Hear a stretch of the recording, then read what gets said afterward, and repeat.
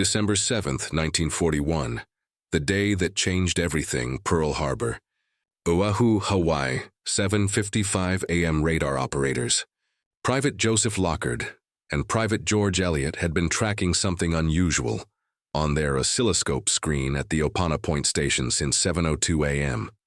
A large formation of aircraft, approximately 130 miles north of Oahu, moving toward them at high speed. They called in the report. The duty officer at the information center, Lieutenant Kermit Tyler, made a fateful assumption. These were the B-17 bombers expected from California that morning. "Don't worry about it," he told them. The dots on the radar screen continued their approach. At Ford Island in the middle of Pearl Harbor, the battleships of the U.S. Pacific Fleet lay moored in pairs along Battleship Row. It was Sunday morning. Many sailors were still asleep. Others were preparing for shore leave or eating breakfast. Church services were about to begin. The USS Arizona's band was scheduled to compete in a Battle of the Bands competition that afternoon. No one was expecting war. 7:48 a.m. First Wave Commander Mitsuo Fuchida, leading the Japanese strike force from his Nakajima B-5N bomber, looked down at the harbor spread beneath him. 8 battleships, numerous cruisers and destroyers, aircraft lined up wing to wing on the airfields, perfectly arranged targets, spaced for sabotage prevention, not aerial attack. He gave the order, "Tora, Tora, Tora." The code word meaning complete tactical surprise had been achieved. The first bombs fell on the Naval Air Station at Ford Island. Within minutes, dive bombers were screaming down on battleships, while torpedo bombers skimmed 50 feet above the water, launching their deadly payloads. Fighters strafed the neat rows of parked aircraft at Hickam Field, Wheeler Field, and the Marine base at Iwa, destroying planes before they could take off. On the battleship USS Oklahoma, torpedoes struck in rapid succession. The massive ship began rolling onto her side. Sailors trapped below decks pounded on the hull, begging to be cut free. Some were. Most weren't. The Oklahoma capsized in 12 minutes, taking 429 men to the bottom. 8:10 a.m., the Arizona. A 1,760-pound armor-piercing bomb, a modified 16-inch naval shell, dropped from a high-altitude bomber penetrated the USS Arizona's forward deck. It detonated in or near the forward ammunition magazine. The explosion was cataclysmic. Witnesses described it as if the entire ship had been lifted from the water. A massive fireball erupted 500 feet into the air. The forward magazines, containing over 1 million pounds of gunpowder, had ignited. The blast was felt across the harbor. The Arizona sank in 9 minutes. Of the 1,012 crew members aboard, 1,177 died, nearly half the total American fatalities that day. Many were killed instantly by the explosion.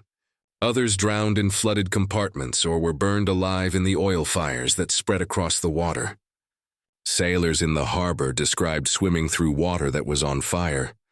The response: not everyone was caught helpless.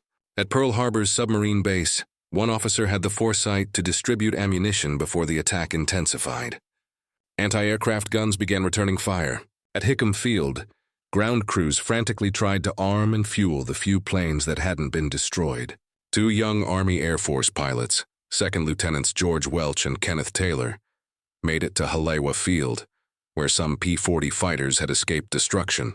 They took off during the attack and managed to shoot down 6 Japanese aircraft between them. The battleship USS Nevada, despite being hit by a torpedo and bombs, made an attempt to escape the harbor.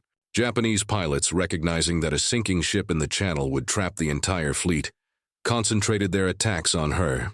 The Nevada's captain deliberately ran her aground to prevent blocking the harbor entrance. 54 a.m., second wave. Just when it seemed the attack might be ending, 167 more Japanese aircraft appeared. The second wave focused on ships that had survived the first assault and on naval facilities. American anti-aircraft fire was now intense. The gunners had found their rhythm. This wave suffered heavier losses. By 9:45 a.m., it was over. The Japanese aircraft withdrew, leaving behind a scene of devastation. The aftermath. The numbers were staggering, 2S-403. Americans killed 1,178, wounded 21. Ships sunk or damaged, 188 aircraft, destroyed 159 aircraft, Damaged, the Japanese lost 29 aircraft, 5 midget submarines, and 64 men. 8 battleships had been attacked. The Arizona was a total loss, her hull still resting on the harbor bottom today with 900 men entombed inside. The Oklahoma had capsized.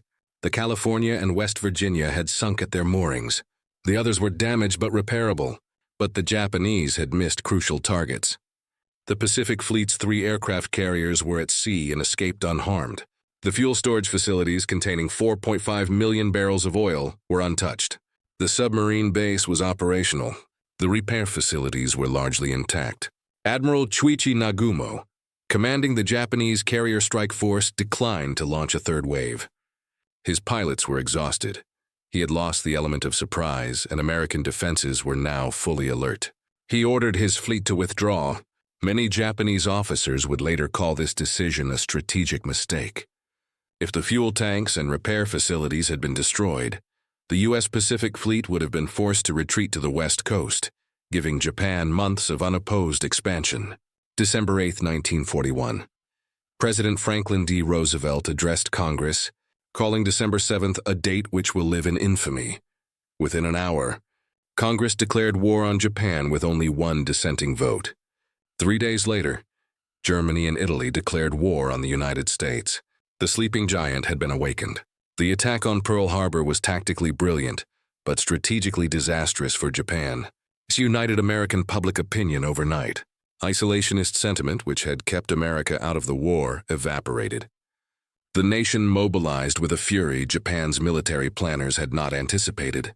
Admiral Isoroku Yamamoto, who had planned the attack, reportedly said, "I fear all we have done is to awaken a sleeping giant and fill him with a terrible resolve." Whether he actually spoke those words remains disputed by historians, but the sentiment proved prophetic. Within 6 months, the U.S. Navy would hand Japan its first major defeat at Midway. Within 4 years, American forces would be occupying Japan itself. It all began at 7:55 a.m. on a Sunday morning in Hawaii, when the dots on a radar screen became a reality that changed the world.